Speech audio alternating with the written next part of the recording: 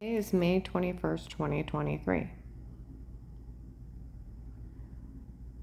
Still going on. I went with my client to Trinity Gospel. As I walked in, some idiots were there to make fun of me. That's the one that church tried to have killed. Why heard they had her raped? Don't say anything.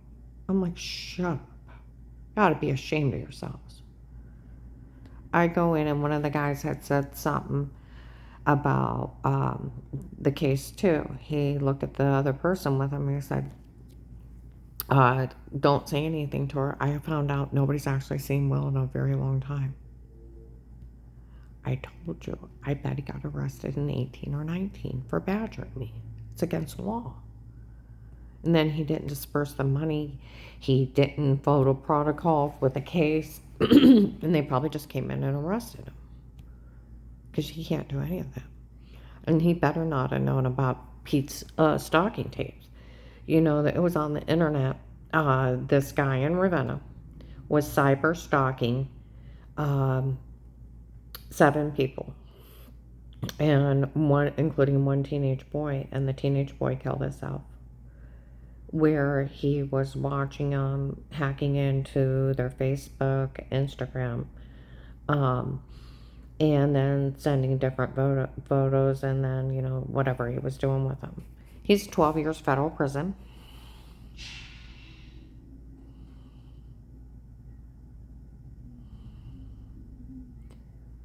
That's what these people will get for saying they were in my house before, is cyber stalking, setting up on cameras, watching me, and then the sextortion of photoshopping that shower scene. There was other women in that church too. I seen that one tape they were all talking about. You didn't see anything. Uh-huh. I told you. It's so altered. Their tapes. The nurse at Mercy Medical, the only thing they had you on was adjusting yourself. The guy said that's sick. She said no, she just simply wiped off some water with clothes on. It's not wrong with clothes on to wipe something off. Then March 2nd to the 3rd, 21, they said they were going to put 2 clips together, put her in a porn. It's not her, it's them. And there's like 3 or 4 versions of the shower scene taped over it. They're done by a cyber stalker. They're not admissible against the victim, but they go to jail for doing it. And see, that's where the constant harassment and the hate crime set off. They're in a lot of trouble. They're too stupid to realize it. They're looking just for saying they were in my home, taping me unaware. It's 12 years. And then setting off this hate crime. See, that poor teenage boy that was 17 that he cyber stalked him, he killed himself. See, that was part of the case, pushing people to suicide. They need to get the rest of the group in that Ravenna that is stalking people in their homes, photoshopping scenes, and then stalking them, and then setting off hate crimes. They said in March of 22 that they were going to process more. And they tried to extort money out of it. That agent couldn't have known about Dave and Pete's dirty cameras. See, where I called the hotline on the threats of my life, they had an agent call me back. They kept me drugged up so bad when he called, I couldn't wake up all the way. And then I told you it took me a couple days to get myself together. Then I called Sarah, and of course she had witnessed for me, and where Katie was leaving threats in the mall with her old manager, and her old coworker. And they all knew they were threatening my life, where I had the 4 attempts on my life. They were breaking it. They had the permanent plan to do away with me. That had been that. And then somebody impersonating me to cost me a job. And then overhearing how the churches took up $25,000 to have me killed because Ron wanted me dead. And then my ex-husband holding me down for 30 minutes, how he hired 2 men to kill me. And and then them leaving threats in the mall that it was them. And I told you, then I went out and bought a card for church that night, and I put Will's number in it. I hadn't even called him back where he left his number. And we took it out down to the mall, and her manager put it in her locker, and we went up to Apostolic Church of Barberton, and Paul Paymer got in Dave's face. My God, I had an FBI agent in my office. He's right there. How dare you bring the FBI up here with threats on our life? I hadn't even called that agent back. And I walk off, and then Dave finally comes in, let's go.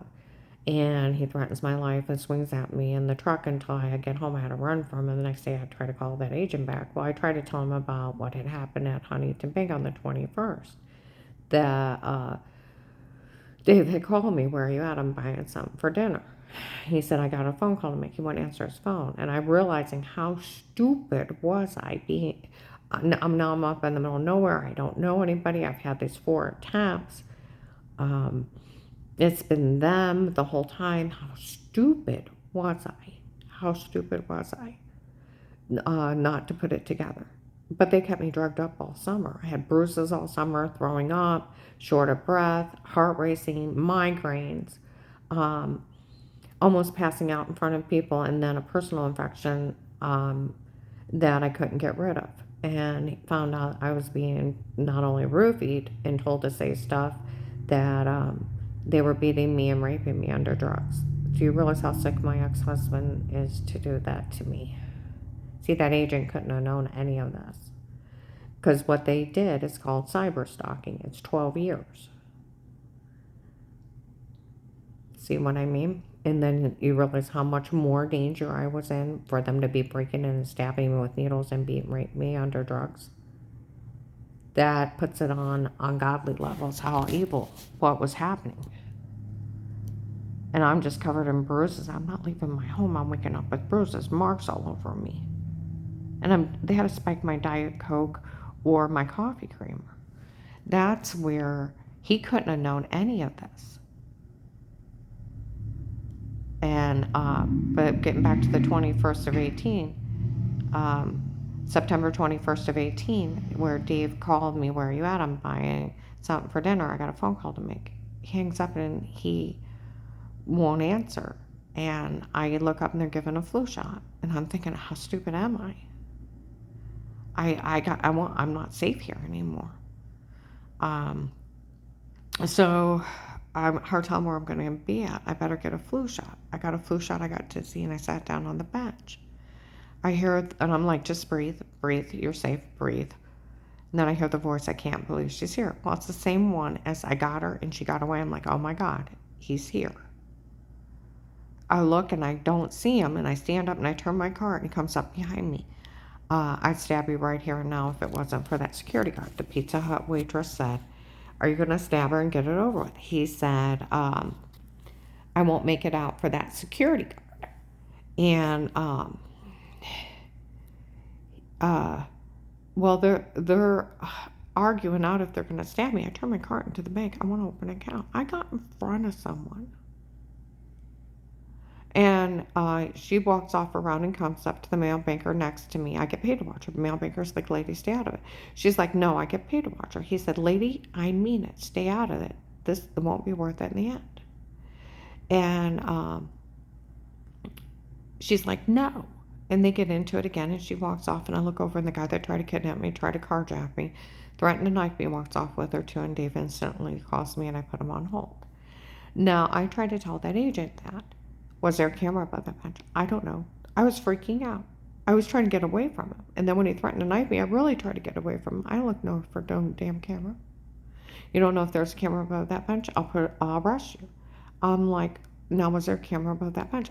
I don't know. If I can't find it on camera, I will arrest you. Now, was there a camera above that bench? I don't know. Then say you're a liar and I'll put you down. Fine, whatever. Badgering laws, Department of Justice, taking a victim or a witness or informant statement, if you believe them or not, and follow through, or it's obstruction of justice, tampering with evidence, and tampering with witnesses. It's 5 to 20 years instantly what he did. Like I said, I bet he's in jail for we're on a recorded line.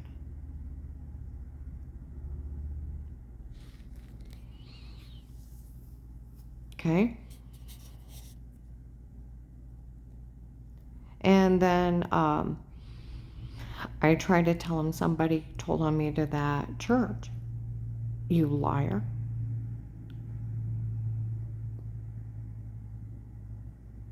Dave told Danny on April 15, 1623, he talked to that agent at that church. He said he was the only agent from the agency looking into it. He was up there asking about the threats on my life. He talked to him. An officer November 6, 22 at Trinity Gospel Temple verified he seen the agent that called me back actually tell on me before I called him back, "Oh my Lord," and they walk out. Made me plead for my life. Listed me informant, $5,000 a month for working this case. Life of peace as an informant. Nothing legally stated, dated against you again, and only for you would we ever do this for. We'll always put it back to the traffic ticket, even when you tell. You can't be legally charged for anything again. And I open an account with $5,000 a month. They'll start building today, and you'll have that money to live on when you move out and from now on. But if you tell someone, unless you're crazy, no one will help you. He can't do that. I already told him. Dave and the churches knew. You know, he even told me he had a friend on the Canton Police Department. I think it was the chief of police that he gave me his information in 18 to get a hold of him if I needed something, if I couldn't get a hold of him, that I could trust him. I didn't actually keep it. Where Dave said his girlfriend's rich and powerful and her own family owned the place. I was afraid to take that number. I was too afraid to trust anybody. And he told me to trust no man. Boy, was that a big statement. They said December 2nd, 22, Wendy's Alliance, one of the guys that watched me, because he had an officer talk to Dave the next day, older white guy with white hair that showed up, and he's an officer, and the Camp Police call him an officer. He said he just got back from asking Dave about the threats on her life. Okay, now he's over the case. He tells everybody I'm innocent. He's been there since the next day. Him and a other group of undercover police officers. You can't disrespect me in front of them. For the worst thing you ever did wrong, honey, is bend over and probably we can wipe that one out. They only made fun of the back of my knees. Dave verified it in a legally parked house. I was found innocent in that case. That agent opened. I told you I didn't believe he was real. I thought he was a Riri from my ex-husband. So I Googled the office he was in and I found him. And when my ex was threatening Dixie and the baby's life and had a list, the woman answered the phone. Well, he's got a list. I'm working on it. Well, I called back down there by probably the 1st of December of 18 when I seen the guy and he took off through the side woods. He said, she yelled out, "Well, he's seen that guy." And I'll tell you what, when I seen that guy, he was so shocked to see me. I think both our faces went blank. I swerved around him, hit the garage door open, and got in the house, ran in and called him. So I called down to the office, and she yells out, "Well, she's seen that guy. You tell this police up there to get a hold of this. We're busy." They were too busy to look into it. They should have given me my money, put me in another witness protection program, and moved me. People were breaking in, stabbing me with needles, lying. They had sodium pentothal reports. Stalkers they hired were showing up at Walmart, and those undercover officers were chasing them off. I had almost got shot in the head driving a red van. Had pulled up. A white guy with dark eyes had a winter hat on, had pulled up next to me and raised a gun towards my head and was pulling the trigger back, and I had to slam, tuck, and swerve, and he tried to run me off the road. I was in so much high danger, and he was busy. And Dave beat me with internal injuries, and he was busy. Like I said, that was the last time I heard from him, December of 18. He never called me back. He never moved me out. He never gave me my money. I bet he's in jail. I bet when they went through the recordings, him bullying me on the phone like that got him arrested. And he didn't disperse the money. When you have the money, you have to give it to him right away. and withholding or misdirecting his embezzlement, it's, what is it, 5 to 30 years? And then badgering is 5 to 20. And defrauding victims, I mean, he was looking at life for that nasty phone call. But he did open a case with statements, and it's still running. I seen one of the officers that worked the case. I went down and had dinner with a friend, and he came in. He said, "It's good to see Karen got out today." And he said, "People are still saying stuff to her." Yeah, I've been keeping an eye on her.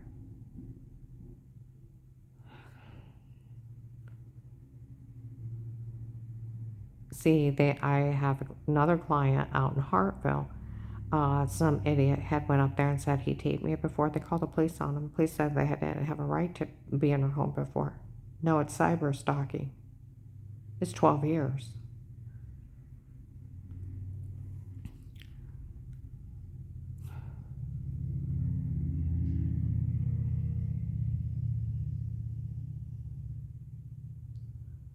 And he showed up the next day at the Blue House next to my clients in Hartville.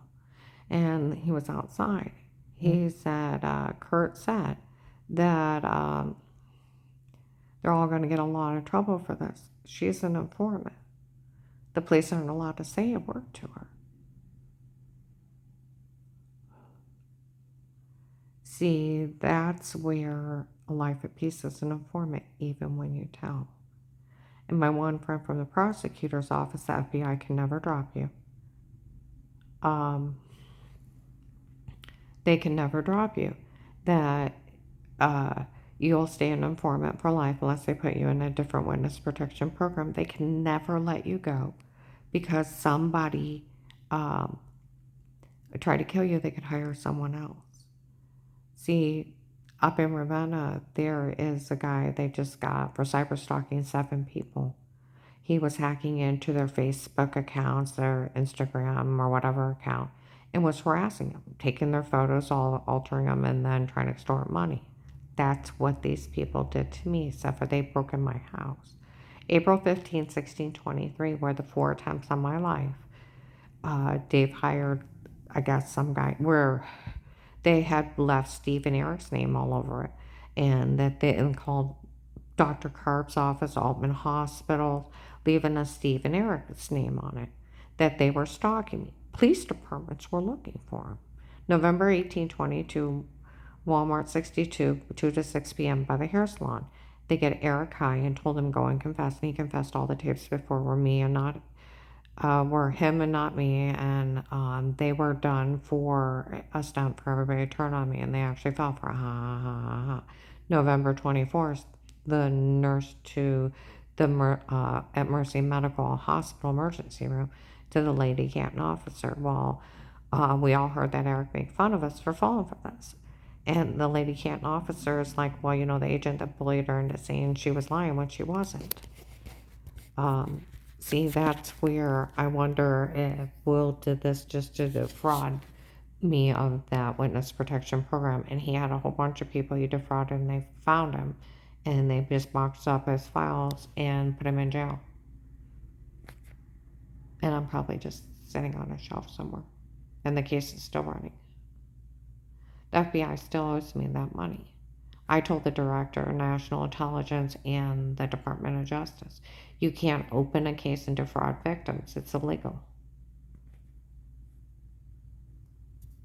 Okay, then going forward, all right, April 15, 1623, where I've been trying to tell my kids about that weird Eric stalking me in the shower scene in the other room, and where I had bruises, everybody knew it, throwing up, almost passing out, headaches, short of breath, heart racing. Nobody knew what was wrong with me, that I was being roofied, and told us to say weirdo stuff and all kinds of sick stuff. They're leaving, having people make fun of me for what that idiot was doing. I hope they catch him. Well, Danny finally calls his dad, and his dad said he didn't know why that guy confessed. He had nothing to do with it. He had hired some guy named Pete on his own, and it was only Pete up there taping me unaware, and he was the only one doing it. He can't hire a cyber stalker. to stalk me, Photoshop scenes, and then break in and date rape, drug me, beat and rape me, leave me with bruises, infected, throwing up, and not know what happened to me. Do you realize how sick that is? Oh, Pete has it set up. She going, God, Pete don't have anything admissible against me. And on top of it, the drug dealers, the human traffickers from this area that they had dealings with, um,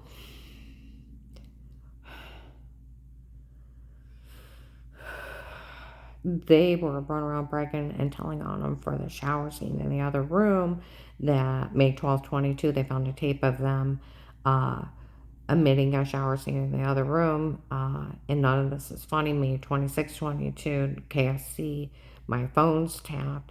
The shower scene was done on purpose to make you look weird from edit. The Oakland apartment, December 9, 21, 4 p.m. They told him everything was dark in Photoshop. Same day. White man, bald, dark eyes, distributing food at the Stark County Hunger Task Force at 9th Street actually worked the case. There's only 4 or 5 volunteers. Canton found him.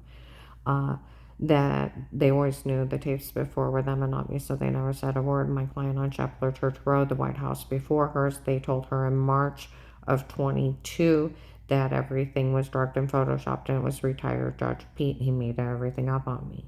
He can go to jail for cyber stalking. It's a 12-year sentence. I'm not on counting the drugs, the beating, the rape.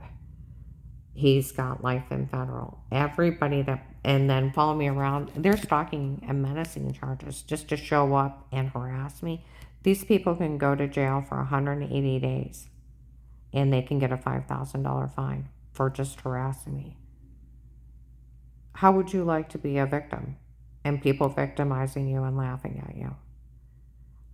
That's how not funny this is. Nothing they have is admissible. They were done by a cyber stalker. And one that was coming in and beating and raping me and drugging me. They're fake sodium pentothal reports. I'd like to know why Dave's not arrested. And I would like to know why the FBI didn't disperse my money. The Director of National Intelligence would want to know why they haven't helped the victim that they were supposed to protect. And that's one of the things some lady said. Everybody here knows she's an informant. None of this is funny. And the tape that they seen, for the tape that everybody was talking about, where they're cyberbullying me and they're they didn't have a shower scene either. See what I mean? They're so altered. There's some ladies like there's so many versions of the tapes before it's not funny. Some of them don't have drug confessions, and some of them don't have shower scenes. Some of them have absolutely no wrongdoing and no wrong thing at all. It's that bad. They're photoshopped in and out. I'm going to go ahead and upload this. I'm just tired. I keep praying for a miracle every day. And hopefully it'll come through.